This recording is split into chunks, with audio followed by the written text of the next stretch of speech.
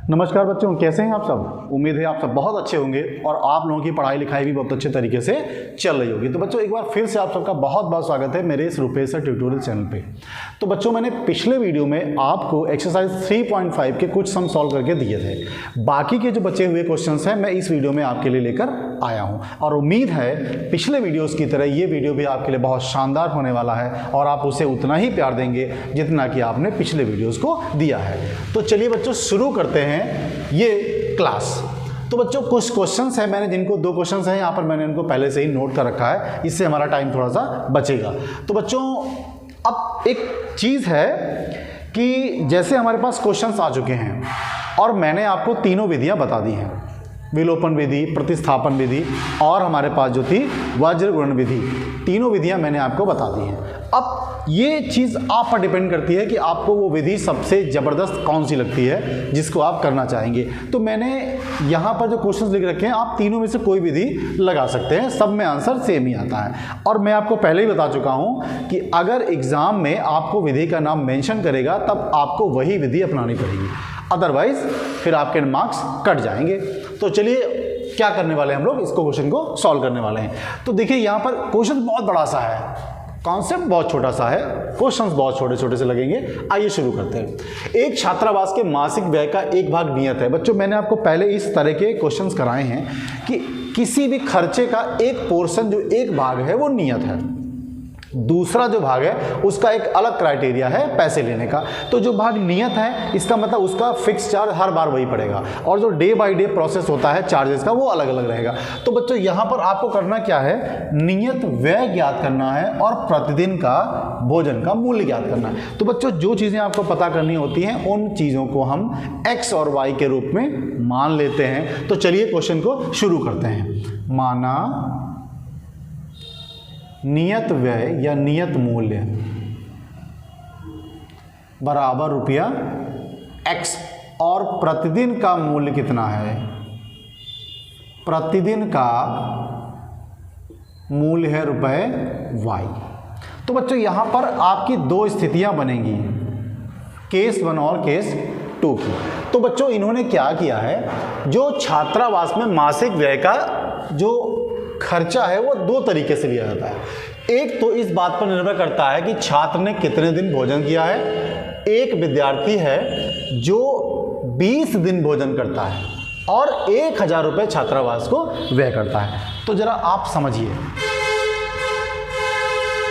होता यह है कि छात्रावास में कोई बच्चा रह रहा है तो वो क्या करता है, वो 20 दिन भोजन कर रहा है तो 20 दिन का जो पैसा है वो उसको देना होगा, लेकिन उसके साथ में एक ऐसा व्यय है जो फिक्स चार्ज है, वो उसको हर हाल में देना है। ये बच्चों तो चलिए शुरू करते हैं। यहां पर 20 दिन का व्यय कितना है, 20 दिन का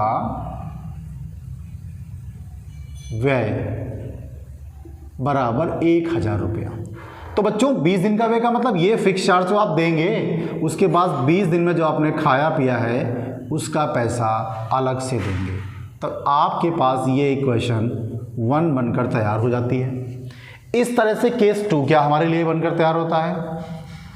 अब विद्यार्थी जो बी है हमारे पास उसने 26 दिन खाना खाया है तो इसका मतलब वो 26 दिन का पैसा देगा, तो x उसके साथ जुड़ा रहेगा और 26 दिन का पैसा 26y हो जाएगा और इस तरह से वो 1180 रुपये देगा और आपके पास ये दो इक्वेशंस बनकर आ जाते हैं।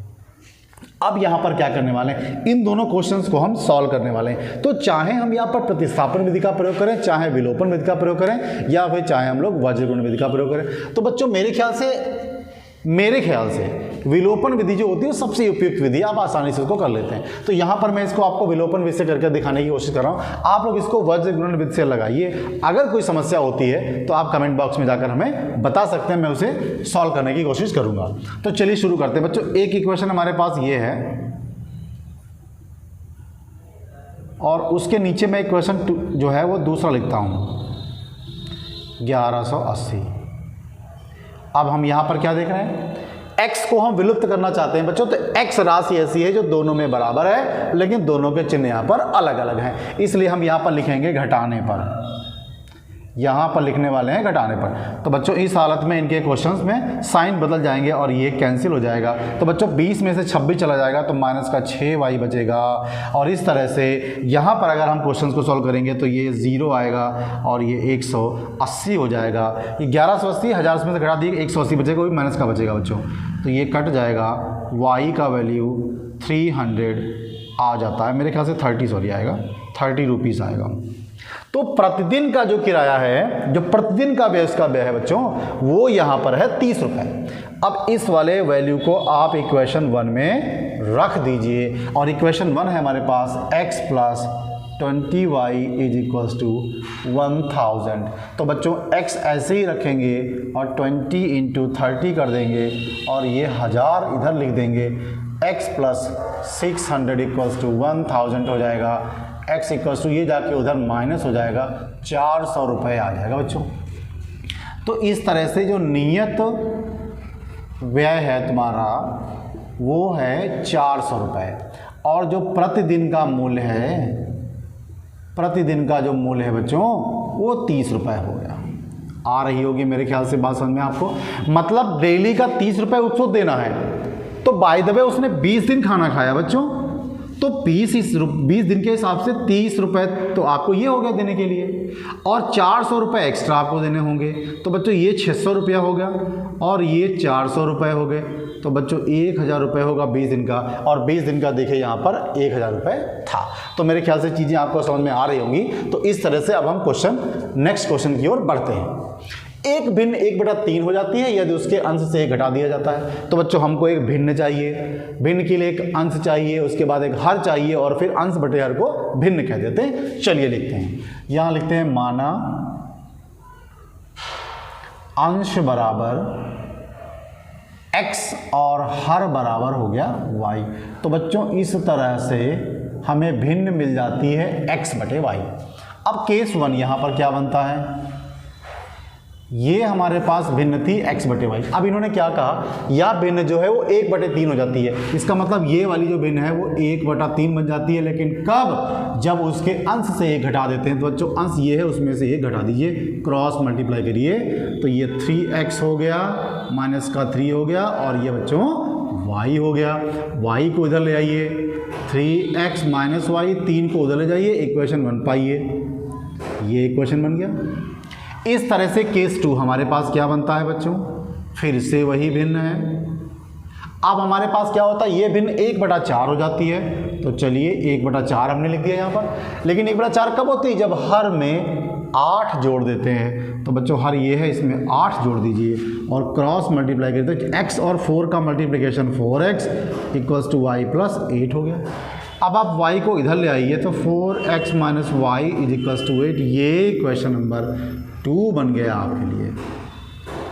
अब इन दोनों इक्वेशन को किसी भी विधि से हम सॉल्व कर सकते हैं। तो यहाँ पर हम विलोपन विधि से लिखने वाले हैं। तो ज़रा देखिए ध्यान से, आपके पास यहाँ पर y है और यहाँ पर y है, दोनों बराबर हैं। इसका मतलब इस राशि का विलोपन हम आसानी से कर सकते हैं बच्चों। तो यहाँ पर लिखेंगे 3x minus Y is equals to 3 equation 1 और ये हो जाएगा 4x minus Y is equals to 8 equation 2। अब यहाँ पर दोनों के चिन्ह समान हैं तो बच्चों यहाँ पर हम लिखेंगे घटाने पर। तो बच्चों ये माइनस, ये प्लस, ये माइनस, ये कैंसिल। अब यहाँ पर 4 में से 3 चला जाएगा तो 1 बचेगा, 1 लिखने की आवश्यकता नहीं है। और यहाँ दोनों घट जाएंगे तो माइनस का 5 आ जाएगा, x इक्वल्स टू 5 हो गया बच्चों। अब ये x की वैल्यू किसी भी इक्वेशन में आप रख दीजिए। तो समीकरण 1 में इसको रख देंगे। तो बच्चों समीकरण 1 है 3x minus Y is equals to 3। तो बच्चों यहाँ पर x की वैल्यू 5 है तो 3 into 5 minus Y equals to 3। ये 15 माइनस वाई इक्वल्स टू 3 हो गया बच्चों। 15 माइनस 3 इक्वल्स टू वाई उधर ले गए, 12 इक्वल्स टू वाई। तो y की वैल्यू 12 आ गई बच्चों। यहाँ पर हमने भिन्न क्या मान रखी थी, अतः भिन्न है हमारे पास x बटा वाई। तो x का वैल्यू कितना है बच्चों, x का वैल्यू 5 है और y का वैल्यू 12 है। तो 5/12 दिस इज़ द आंसर तुम्हारे सामने हाजिर है। मेरे ख्याल से वहाँ पर आपको दिख रहा होगा, अगर नहीं दिख रहा है तो मैं इसका आंसर यहाँ पर लिखे दे रहा हूँ। तो भिन्न जो हमारे पास आ रही है 5/12। तो ये 2 क्वेश्चंस मैंने आपके लिए यहाँ पर करके दिखाए हैं। उम्मीद है आपको समझ में आए होंगे, और नहीं भी आते एक बार में तो आप वीडियो को पीछे बैक करके देख सकते हैं। मुझे ऐसी उम्मीद है आपको समझ में आ जाएगा। तो बच्चों मैं आपको ये टाइम दे रहा हूँ, जिससे आप इसका स्क्रीनशॉट ले लें और मैं अगले क्वेश्चंस की ओर बढ़ता हूँ। ठीक है, ओके, चलते हैं। क्वेश्चन थोड़े से बड़े हैं, लिखने में थोड़ा सा टाइम जाता है, बट आपको अगर थोड़ा सा भी मेहनत करेंगे, मेरे साथ में करते जाएं, तो ये इससे बेहतर कुछ हो ही नहीं सकता। मेरे साथ में अगर आप करेंगे तो आपको चीज़ें बहुत बेहतर होती जाएंगी, बिल्कुल साथ में ही आपको समझ में आ जाएगा। बस ये है कि लापरवाही का नतीजा बहुत बुरा होता है, और मेरे ख्याल से मेरे शेर ऐसे हैं ही नहीं जो लापरवाही करें, क्योंकि ज़रा सी लापरवाही करेंगे आपका शिकार कोई और ले जाएगा। ओके, चलते हैं, मैं इसको भी हटा देता हूँ।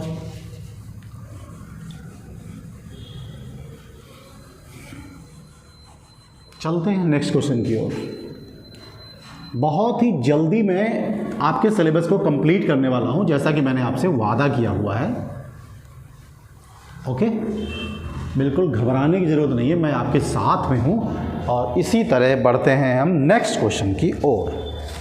तो बच्चों क्वेश्चन नंबर 4 का जो 3rd पार्ट है, इंपॉर्टेंट क्वेश्चन है। क्वेश्चन थोड़ा लंबा है, मुझे लिखने में टाइम लगेगा। ओके, यश ने एक टेस्ट में 40 अंक अर्जित किए। क्वेश्चन नंबर इसका 3 पार्ट है बच्चों। यश ने एक टेस्ट में 40 अंक अर्जित किए। ओके, जब उसे प्रत्येक सही उत्तर पर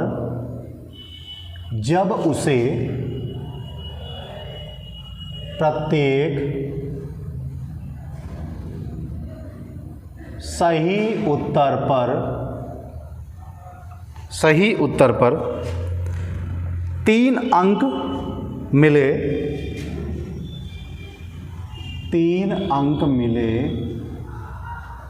तथा अशुद्ध उत्तर पर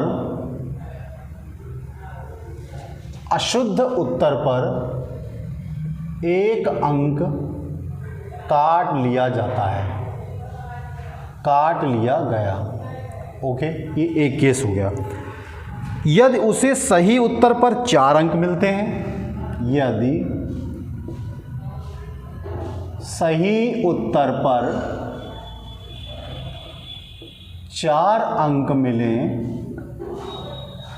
तथा अशुद्ध उत्तर पर 2 अंक कट जाए। अशुद्ध उत्तर पर 2 अंक कट जाएं तो 50 अंक अर्जित करता है। तो यश 50 अंक अर्जित करता है। ओके, अर्जित करता है। टेस्ट में कितने प्रश्न थे? टेस्ट में कितने प्रश्न थे? ओके, चलते हैं क्वेश्चन की ओर बढ़ते हैं। बच्चों ऐसा हुआ कि यश महाराज जो है उन्होंने एक टेस्ट दिया। अब होता क्या, उसमें माइनस मार्किंग थी। अगर वो सही आंसर देते हैं तो उनको एक सही आंसर के 3 नंबर मिलते हैं, और एक गलत आंसर देने पर उनका 1 अंक कट हो जाता है, और इस तरह से उसको 40 नंबर मिल जाते हैं। ओके, यदि सही उत्तर पर 4 अंक मिल रहे हैं तो अशुद्ध उत्तर पर 2 अंक कट जाते हैं, और इस तरह से यश जो है वो 50 नंबर पा जाता है। तो बताइए कितने प्रश्न थे? तो बच्चों अगर आपको सही प्रश्न पता हो और गलत प्रश्न पता हो जाएं, मतलब उसने जितने गलत आंसर दिए हैं, तो आप दोनों को जोड़ देंगे तो इस तरह से आपके प्रश्नों की संख्या आपको मिल जाएगी। तो यहाँ पर हम क्या करने वाले हैं? माना शुद्ध उत्तर की संख्या बराबर x, और अशुद्ध उत्तर की संख्या y हो गई बच्चों। ओके, तो कुल प्रश्न कितने हो गए?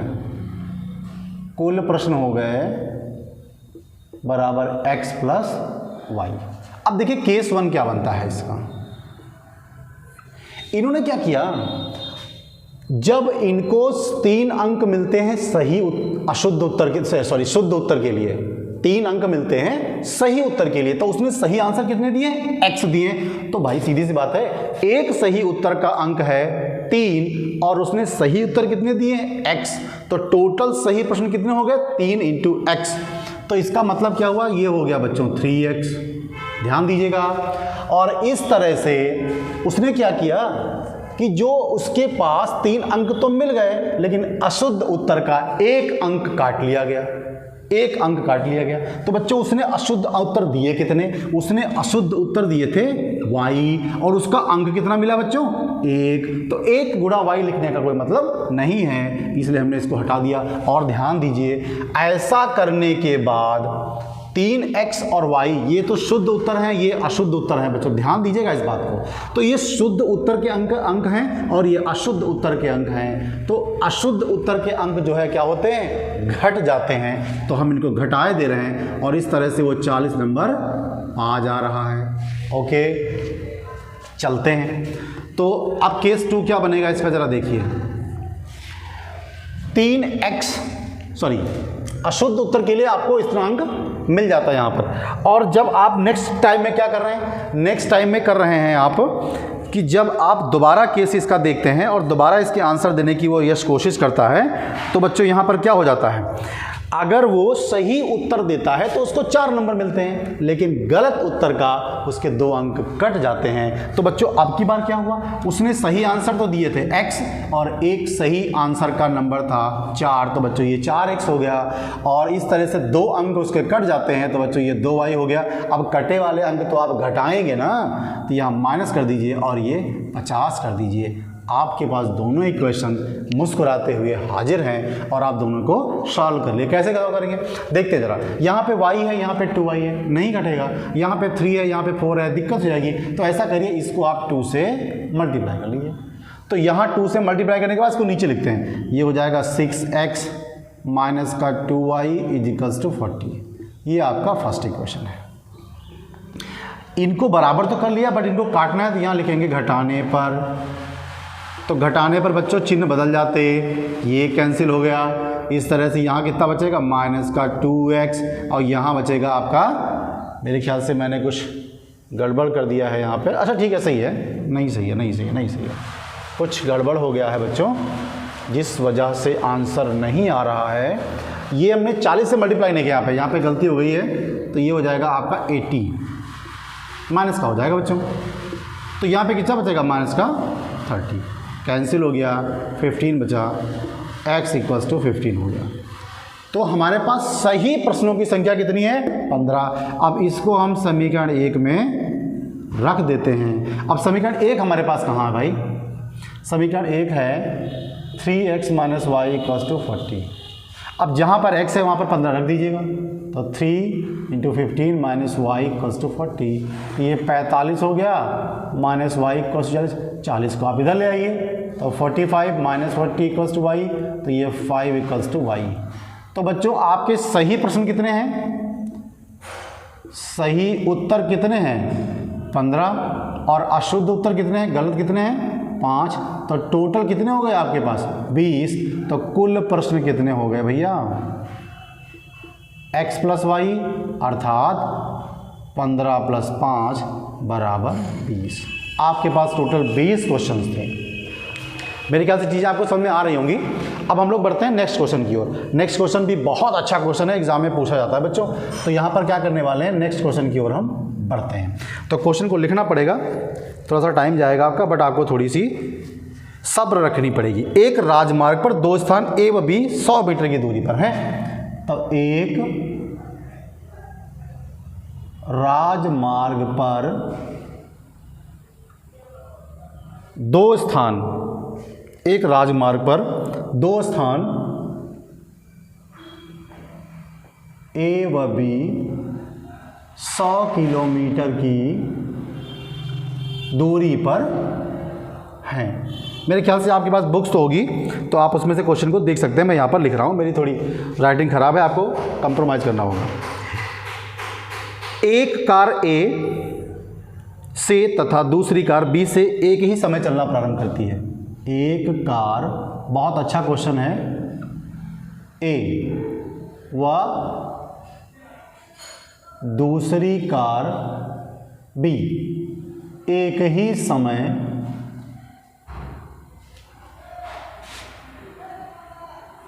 ही समय चलना प्रारंभ करती है, चलना प्रारंभ करती हैं। ओके, फिर इन्होंने कहा यदि कारें भिन्न भिन्न चालों से एक ही दिशा में चलें, यदि कारें भिन्न भिन्न चालों से एक ही दिशा में चलें, एक ही दिशा में चलें, तो बच्चों क्या हो जाता है, 5 घंटे बाद मिल जाती हैं, 5 घंटे बाद मिलती हैं। ओके, मिलने दीजिए, किसने रोका है। यदि वे विपरीत दिशा में चलती हैं तो 1 घंटे बाद मिल जाती हैं, यदि वे विपरीत चलें तो 1 घंटे बाद मिलती हैं। आपको दोनों की चालें बतानी है। तो चलिए हम थोड़ा आपको कार की सैर कराते हैं, ध्यान से देखिए। इसका एक अलग कॉन्सेप्ट है बच्चों। जैसे आपके पास एक ये स्थान है ए, और यहाँ से कुछ दूरी पर एक स्थान है बी, और इनके बीच की दूरी कितनी है बच्चों, 100 किलोमीटर। अब होगा क्या, कार की सवारी करनी है तो भैया, तो एक कार यहाँ पे है, जरा देखिए,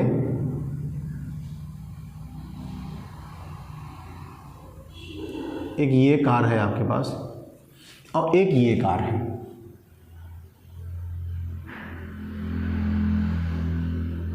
तो टेम्परेरी कार बनाते हैं टाटा नैनो की तरह। ओके, ये 2 कारें हैं बच्चों।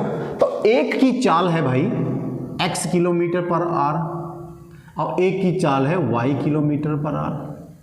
ओके, दोनों सवारी कर रही हैं। 2 केसेस हैं, एक बार तो ये दोनों सेम डायरेक्शन में जा रही हैं और एक बार दोनों ऑपोजिट डायरेक्शन में जाएंगी। ओके, होने दो। तो बच्चों, जब फिजिक्स में आपको पढ़ाया जाता है, कक्षा 9 में भी पढ़ाया गया होगा, सापेक्ष वेग। देखिए जरा, आपके सिलेबस में सापेक्ष वेग था मोशन चक्र में।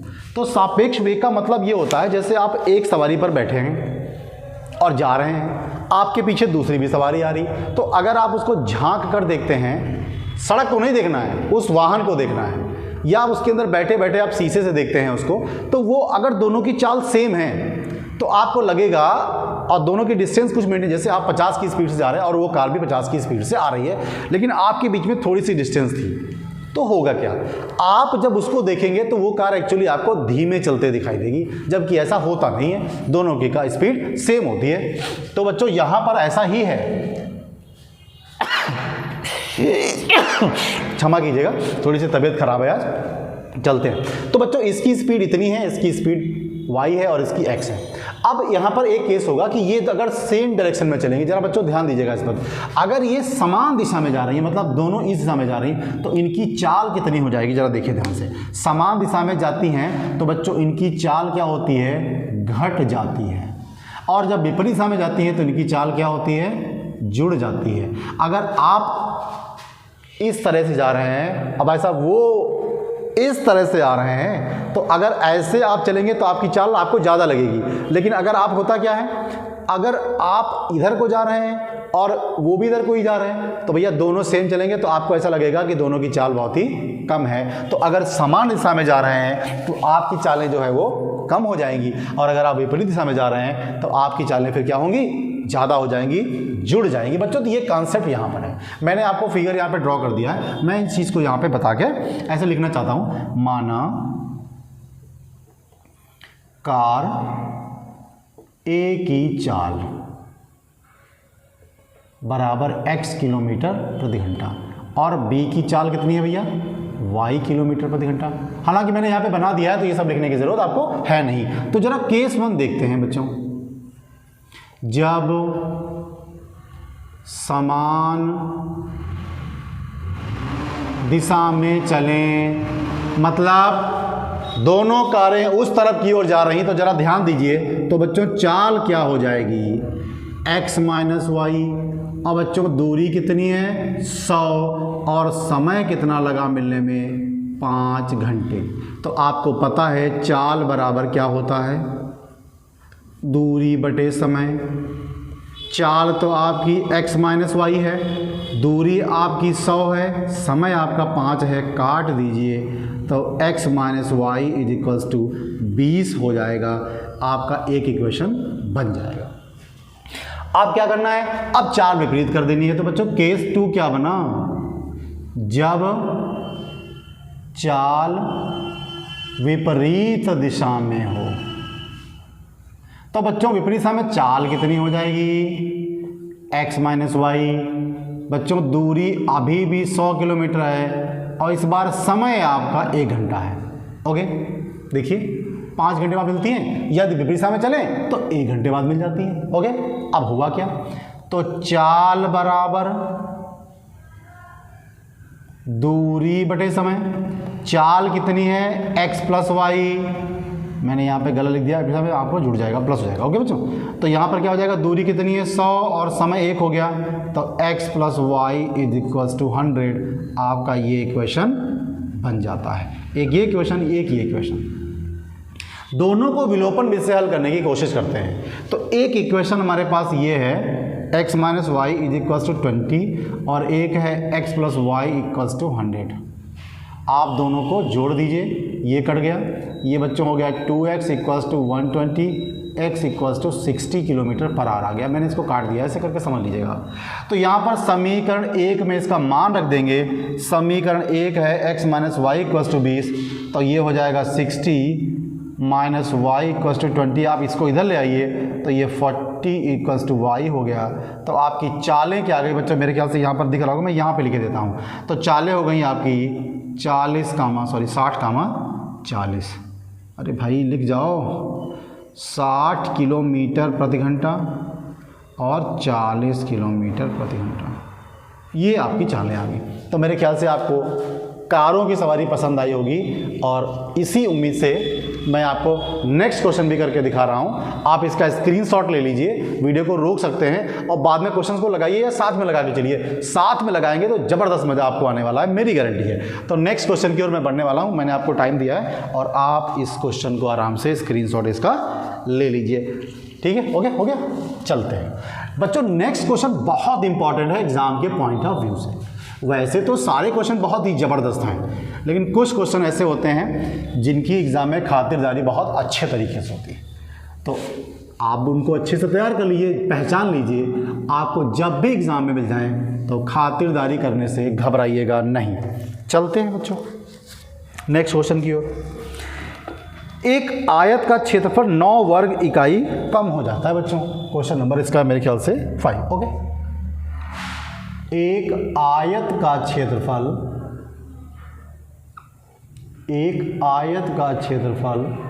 9 वर्ग इकाई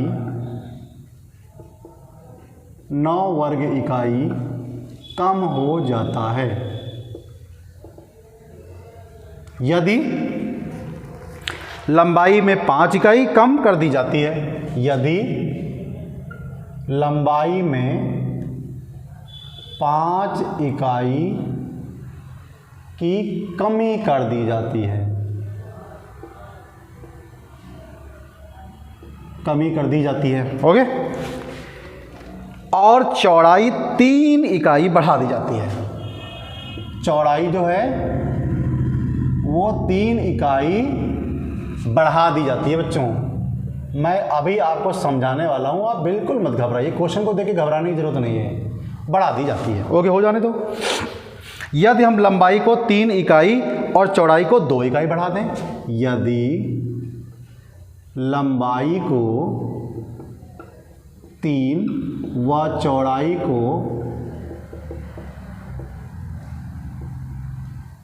2 इकाई बढ़ा दें तो क्षेत्रफल 67 बढ़ जाता है। ओके, तो क्षेत्रफल 67 वर्ग इकाई बढ़ जाता है।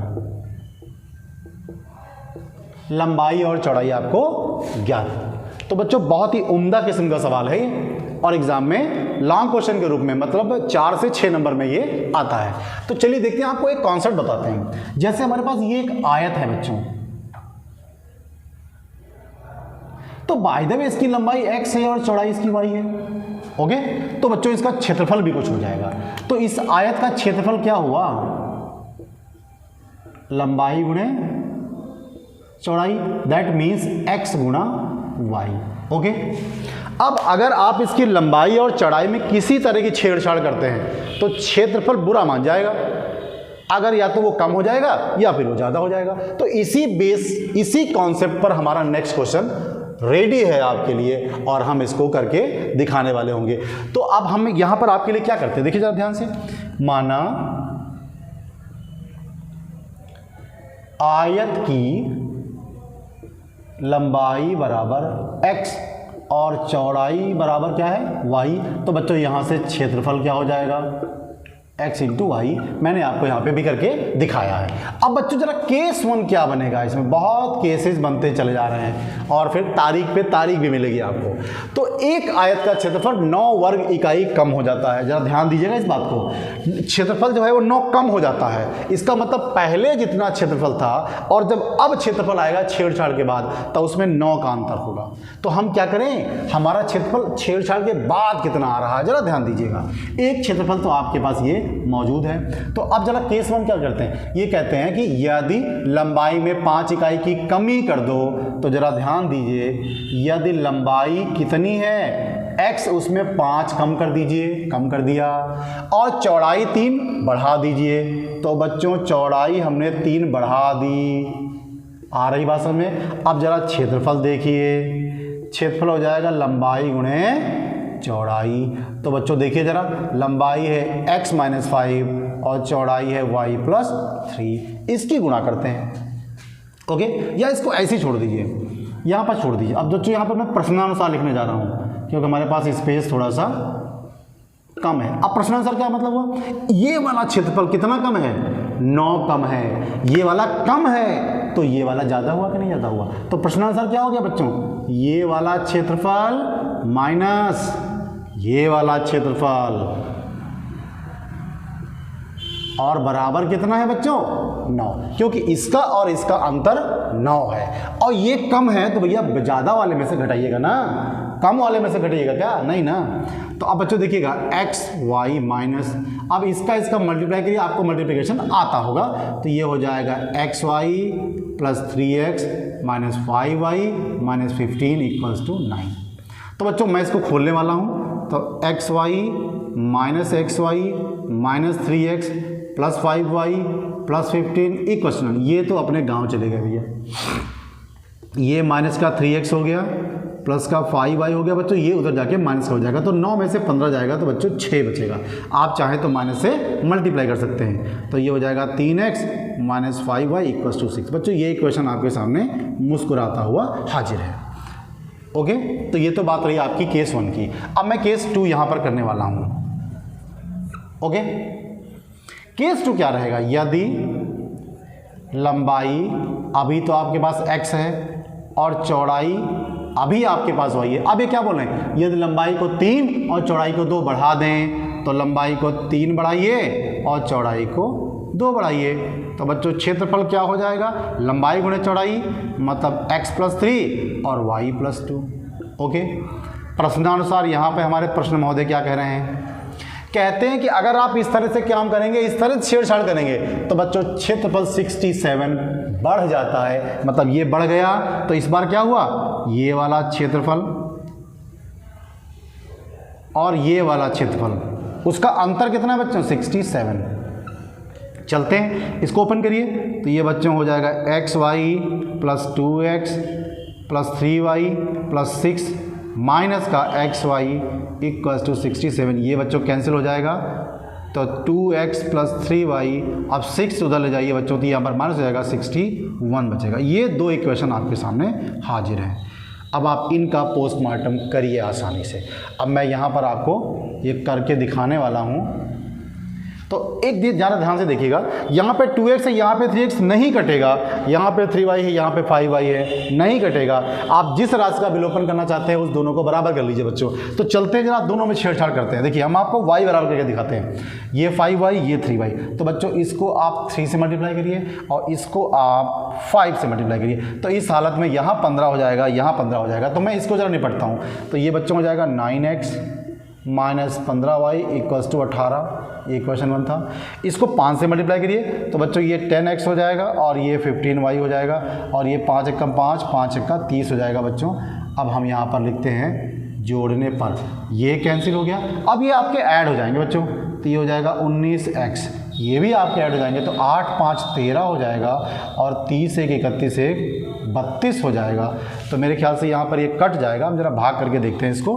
19 से 323 को भाग करेंगे तो 19 एकम 19 हो जाएगा बच्चों। यहाँ पर रह जाएगा 3 और ये आपका बचेगा, तो में से जाएगा 1 बचेगा। 19 19 19 19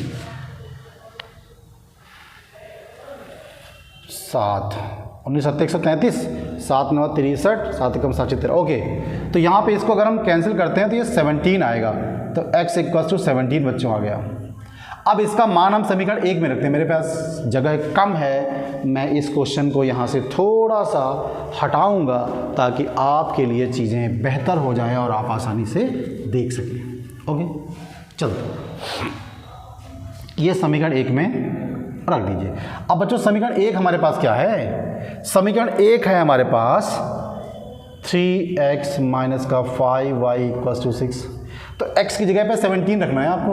तो 3 into 17 minus 5y equals to 6, तो ये 51 हो गया माइनस 5y इक्वल्स टू 6। बच्चों इसको इधर ले आइए तो ये घट जाएगा, तो यहाँ पे हो जाएगा 45 इक्वल्स टू 5y। ये कैंसिल हो गया, 15 आ गया, नहीं सॉरी 9 5 45 हो जाएगा, 9 आएगा। y इक्वल्स टू 9 आ गया और x इक्वल्स टू 17 आ गया बच्चों। तो आपकी लंबाई हो गई 17 और चौड़ाई हो गई 9। ये आंसर आपके सामने हाजिर है और इस तरह से ये एक्सरसाइज आपके लिए पूरी कंप्लीट हो जाती है।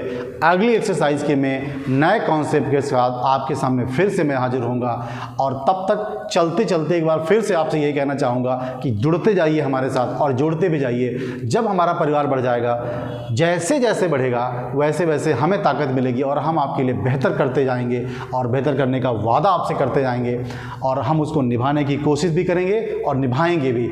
और उम्मीद है, जैसा कि मैंने आपसे कहा है, दिसंबर के कुछ दिन पहले मैं आपका सिलेबस कंप्लीट कर दूंगा। उसके साथ साथ फिजिक्स और इंग्लिश भी पढ़ाऊंगा आपको। और बस आपको एक ही काम करना है, मेरे चैनल को सब्सक्राइब करना है, शेयर करना है और लाइक करें अगर आपको चीज़ें पसंद आती हैं तो। जय हिंद।